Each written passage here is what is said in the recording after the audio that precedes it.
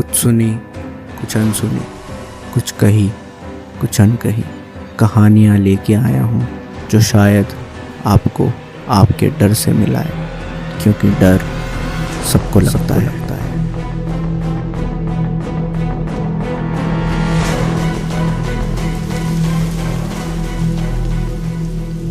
उस शाम बहुत बारिश हो रही थी, पर रॉय को जल्दी से जल्दी अपने घर से निकलकर हॉस्पिटल पहुंचना था। इसलिए वो अपने घर से निकलता है और अपनी गाड़ी में बैठता है। जैसे ही रॉय अपनी गाड़ी शुरू करने वाला होता है, उसे अपने दोस्त करण का फ़ोन आता है। रॉय फ़ोन उठाता है और उसका दोस्त उस तरफ से कहता है, रॉय, तुझे विनय के बारे में पता चला?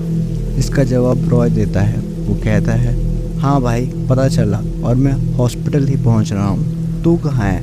करण कहता है, मैं हॉस्पिटल में हूँ भाई, तू जल्दी आ जा। इसकी हालत बहुत ख़राब है और ऊपर से ये पागल हो गया है, बहकी बहकी बातें कर रहा है। इससे बोला भी नहीं जा रहा, फिर भी बोले जा रहा है। जैसे ही इसने मुझे देखा, ये बोल रहा है वो हाईवे, वो आ गए, वो सब आ गए। अब तू ही बता मैं क्या बोलूँ, क्या समझाऊँ इसके माता पिता को? मुझे कुछ समझ नहीं आ रहा है, प्लीज़ जल्दी आ जा। ये सब सुन के रॉय कहता है, हाँ भाई, तू टेंशन मत ले, मैं आ रहा हूँ, मैं बस निकल ही गया हूँ, मैं आ रहा हूँ। ये बोल के रॉय जल्दी से अपनी गाड़ी शुरू करता है और हॉस्पिटल की तरफ निकल जाता है। विनय रॉय और करण का पुराना दोस्त होता है। ये तीनों कॉलेज के समय से ही दोस्त होते हैं और आज सुबह विनय का एक एक्सीडेंट हो जाता है, जिसमें कोई ट्रक विनय की गाड़ी को टक्कर मार देता है। ट्रक वाले को तो लोग नहीं पकड़ पाते, पर विनय को कुछ लोग हॉस्पिटल ले जाते हैं।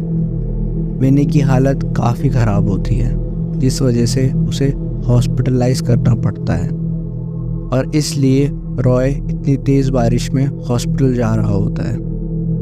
हॉस्पिटल पहुंचते ही रॉय को सबसे पहले करण दिखता है। करण के चेहरे पे परेशानी और डर साफ झलक रहा होता है।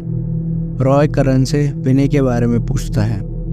करण बताता है कि विनय की हालत काफ़ी कमज़ोर है और कैसे वो हाईवे, वो आ गए, यही सब उसे देख के बोल रहा था। सबने विनय को चुप कराने की कोशिश करी, पर करण को देखने के बाद वो यही बोले जा रहा था। रॉय को भी कुछ कुछ समझ आ रहा था कि विनय किस बारे में बात कर रहा था, पर रॉय इस बात पर यकीन नहीं करना चाहता था। ये सब चल ही रहा होता है कि करण बोलता है, ये क्या हो रहा है भाई? पहले निशांत और अब विनय, ये क्या हो रहा है भाई? इन तीनों का एक और दोस्त होता है, निशांत। और रॉय, करण, विनय और निशांत, ये चारों कॉलेज के समय से ही दोस्त होते हैं। और अभी एक हफ्ते पहले ही निशांत का भी एक एक्सीडेंट हुआ था, जिसमें उसे भी हॉस्पिटल लाया गया। पर जब तक करण, विनय और रॉय हॉस्पिटल पहुंचे, तब तक निशांत ने दम तोड़ दिया था। जो डॉक्टर और नर्सेस निशांत का इलाज कर रहे थे, उन्होंने इन तीनों को बताया कि निशांत बार बार किसी हाईवे के बारे में बोले जा रहा था। उसे मना किया, फिर भी वो अपने आखिरी पलों में भी बस हाईवे और हाईवे यही बोले जा रहा था। और उसके एक हफ्ते बाद ही विनय का भी एक्सीडेंट हो जाता है। वो दोनों इस बारे में बात ही कर रहे होते हैं कि डॉक्टर आईसीयू से बाहर आता है और उन दोनों को बताता है कि विनय की भी मौत हो गई। ये काफ़ी बड़ा सदमा होता है उन दोनों के लिए। एक ही हफ्ते में उन दोनों ने अपने दो सबसे करीबी दोस्तों को खो दिया था। पर अभी इससे एक ज़्यादा बड़ी दिक्कत थी, जिसके बारे में उन दोनों को पता था, पर वो इसके बारे में एक दूसरे से बात नहीं करना चाहते। विनय की मौत के बाद रॉय अपने घर निकलने लगता है। तभी करण रॉय को बोलता है, भाई, गाड़ी आराम से चलाइयो, या मेरे हिसाब से तो उसका इस्तेमाल ही मत कर, और घर से अभी निकलना बंद कर दे। रोड पे और खासकर हाईवे में मत निकल। तुझे पता है मैं किस बारे में बात कर रहा हूँ। मुझे पता है तू इन सब में नहीं मानता, पर अब जो है सो है। रॉय करण को गुस्से से देखता है पर यह बात तो सच थी कि इस बात का जवाब रॉय के पास भी नहीं था। अगले दिन करण रॉय को फ़ोन करता है क्योंकि उन दोनों को विनय के दाह संस्कार में जाना होता है। वहाँ पे पहुँचने के बाद वो रॉय को फ़ोन करता है। रॉय फ़ोन उठाता है और वो गाड़ी चला रहा होता है। जैसे ही करण ये सुनता है, करण रॉय पे चिल्ला पड़ता है। वो उसे कहता है, तुझे मना किया था ना मैंने, तो क्यों नहीं सुनता? तुझे सब पता है फिर भी तू क्यों नहीं सुनता? करण की ये बात ख़त्म भी नहीं हुई होती कि करण को फ़ोन के दूसरी तरफ से ये आवाज़ आती है कि जैसे रॉय का भी एक एक्सीडेंट हो गया हो।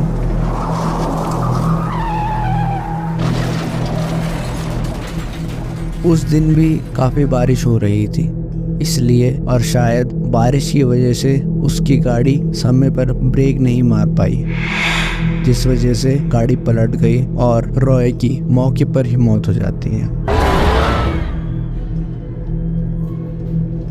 एक ही हफ्ते में करण ने अपने तीनों दोस्तों को खो दिया था। करण अब पागल सा हो गया था। उसने घर से निकलना बंद कर दिया था। वो अपने सारे काम घर से ही करता था। उसे अब अपनी गाड़ी से डर लगता था। उसे अब रोड से डर लगता था। उसे अब हाईवे से डर लगता था, क्योंकि उसे पता था कि अब अगली बारी उसकी है। करीब करीब 5 साल पहले की बात है, जब निशांत, विनय, करण और रॉय इनका आखिरी साल चल रहा था अपने कॉलेज में। रैगिंग और जूनियरों को मारना पीटना उनके लिए आम बात थी और उनसे कुछ भी बोलने से पहले लोग 2 बार सोचते थे। उनका पूरा साल यही गुंडागर्दी करते करते निकल गया।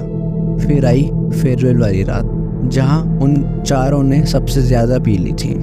पर फेयरवेल ख़त्म होने के बाद ये चारों गाड़ी में बैठे हैं। गाड़ी निशान चला रहा होता है और शायद सबसे ज़्यादा उसने ही पी होती है। उसके बगल में विनय बैठा होता है और पीछे रॉय और करण बैठे होते हैं। शहर से निकलने के लिए ये हाईवे लेते हैं और इनकी गाड़ी हवा से बातें कर रही होती है, पर इनको इस बात का कोई अंदाज़ा नहीं होता। ये लोग नशे की हालत में हाईवे पर गाड़ी भगा रहे होते हैं। उसी रात उदय और शालिनी एक फिल्म के लेट नाइट शो से घर वापस आ रहे होते हैं और शालिनी 4 महीने प्रेग्नेंट होती है। वो फिल्म के बारे में डिस्कस ही कर रहे होते हैं कि एक रॉन्ग साइड से गाड़ी आती है और उनको काफ़ी तेज टक्कर मारती है। टक्कर इतनी तेज होती है कि शालिनी, जो उदय की बाइक के पीछे बैठी होती है, वो काफ़ी दूर जाके गिरती है और उसकी और उसके आने वाले बच्चे की मौके पर ही मौत हो जाती है। उदय को भी काफ़ी लगती है, उसे काफ़ी चोटें आती है, पर वो उस समय मरता नहीं है। वो दर्द से चीख रहा होता है और वो गाड़ी जो उन्हें टक्कर मारती है उसमें वो चारों ही होते हैं। वो चारों अपनी गाड़ी से बाहर निकलते हैं। गाड़ी के एयरबैग्स की वजह से उनको कुछ नहीं होता, पर जब वो अपने बाहर का नज़ारा देखते हैं तो उनकी सारी शराब उतर जाती है। करण उदय को देखकर उसकी मदद करने के लिए भी बोलता है, पर ये तीनों वहाँ से भागना चाहते थे, क्योंकि एक तो दारू पी के वो लोग गाड़ी चला रहे थे, ऊपर से कॉलेज के स्टूडेंट। अगर इसके बारे में किसी को भी पता चल जाता तो उनका करियर हमेशा हमेशा के लिए ख़त्म हो जाता और वो ये किसी भी हालत में नहीं होने देना चाहते थे। इसलिए वो तीनों करण को भी मनाते हैं और गाड़ी में बैठ के वहाँ से भागने लगते हैं। जब वो वहाँ से निकल रहे होते हैं तब उनको पीछे एक दर्द भरी और गुस्से में एक आवाज़ सुनाई देती है। वो उदय की होती है, जो उनको जाते जाते ये कहता है, मैं वापस आऊँगा। मैं तुम्हें छोड़ूंगा नहीं। मैं तुम में से किसी एक को भी नहीं छोड़ूंगा। मैं वापस आऊँगा। मैं तुम्हें माफ़ नहीं करूँगा। मैं वापस आऊँगा। इसका बदला लूँगा। मैं वापस आऊँगा। उदय ये कहता रह जाता है, पर वो चारों वहाँ से भाग जाते हैं। उसके बाद निशांत गाड़ी एक डिवाइडर पे मार देता है ताकि सबको लगे कि गाड़ी का ये हाल डिवाइडर की वजह से हुआ है। कुछ समय बाद ही मदद ना मिलने की वजह से उदय की भी मौके पर ही मौत हो जाती है। पता नहीं कैसे, पर इस एक्सीडेंट में इन चारों का नाम कभी नहीं आता। शायद अगर उस दिन ये उदय की मदद करते तो उदय बच सकता था। पर अब 5 साल बाद उदय वापस आ गया है और निशांत, विनय और रॉय को मारने के बाद वो करण का इंतजार कर रहा है हाईवे पर।